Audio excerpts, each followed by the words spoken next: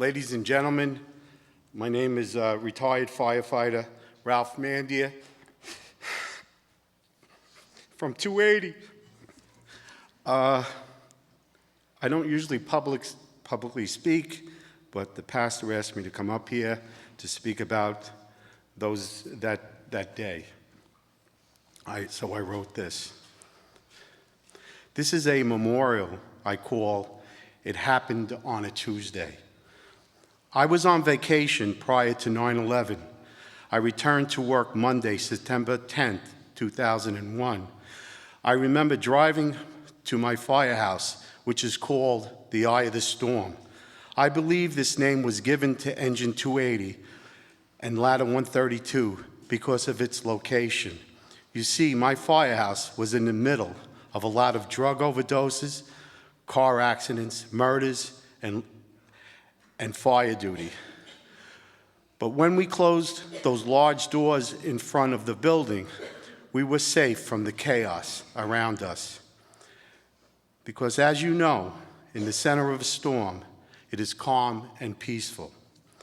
I remember thinking my vacation was too short, and now I would have to start putting up with all the nonsense that comes with driving through heavy traffic and dealing with the people that give Brooklyn a bad name.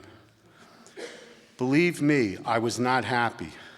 But as I pulled up to the firehouse, Engine 280 and Ladder 132 also pulled up. I saw my firefighter friends get off their rig, and then I had a complete change of heart. I was happy to be there. I remember being greeted by some of the men who eventually would be killed within hours by the collapse of the Twin Towers. The night of September 10th, 2001 would be the last night of inner peace in me.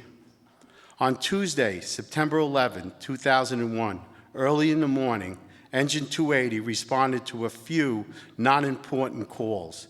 But I believe that last EMS call to Sterling Place in Brooklyn was the call that saved my life.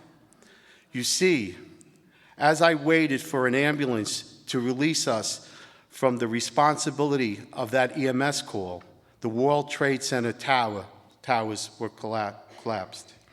A few minutes later, we were released from the EMS call by an ambulance. My office and I did not realize the World Trade Center had been hit by such a large plane. So when we saw the smoke in the sky, we thought it was a fire in a distant neighborhood in Brooklyn. So we drove back to the firehouse to clean up from the EMS call. That's when I saw Ladder 132 responding across Eastern Parkway. I asked by hand radio to the truck driver named John, "Where you going?" My friend John did not answer me. We called the Brooklyn dispatcher around 9, and he made us available to go to the Battery Tunnel to Manhattan, and the tunnel was blocked by traffic. So by the time we finally got there, the North and South Tower had fallen, but Building 7 was still standing. Everywhere I looked, large buildings were on fire. The clouds of debris were still falling, and the cries and screaming of people hurting was all around us. The men of 280 and the men of Ladder 132 who came to work from their home did their best by digging and looking for survivors. When Building 7 fell, we dove into an Army recruiting station. There we found a phone that was working. I called home. My family did not answer. So I called my mom and dad's house. My sister Janet was crying on the phone because she thought I was killed.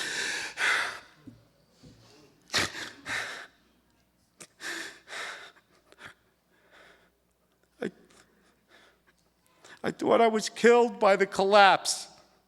My mom and dad and aunts were all there mourning my death. Knowing this put chills in me. It made me realize my dad might die of a heart attack that day.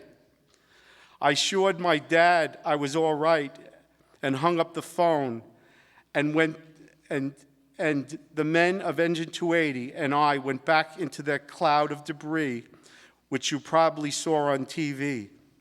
We did this without hesitation, hoping that we could find survivors, including the men of Ladder 132 and other firefighters. As I reminisce about the World Trade Center, it saddens me because I lost friends from Ladder 132 in the South Tower. These were the men which I ate dinner, laughed, and joked with the night before. I spent months looking for their remains in the rubble. They were never found. I still remember the smell of rotting human flesh.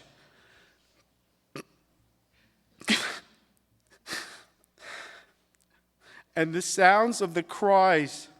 For months later, mothers, fathers, brothers, sisters, and children would come often to the firehouse looking for answers and comforting words as to what happened to their loved ones from Ladder 132.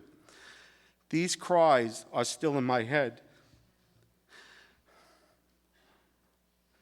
The saying, more things are caught than taught, is real to me, because I remember the hate I felt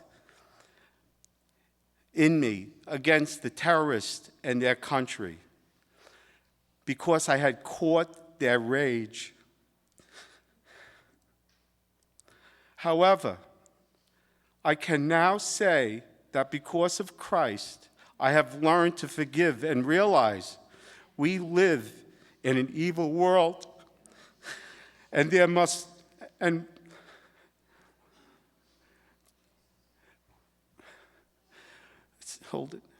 evil world, where we must practice Christ-like behavior so that his love can prevail. I write this story about my chapter in my life so that it might encourage all of us not to critically judge people by the way they look, talk, or live their lives, because you don't know what they've been through or how their traumas shaped and changed their lives.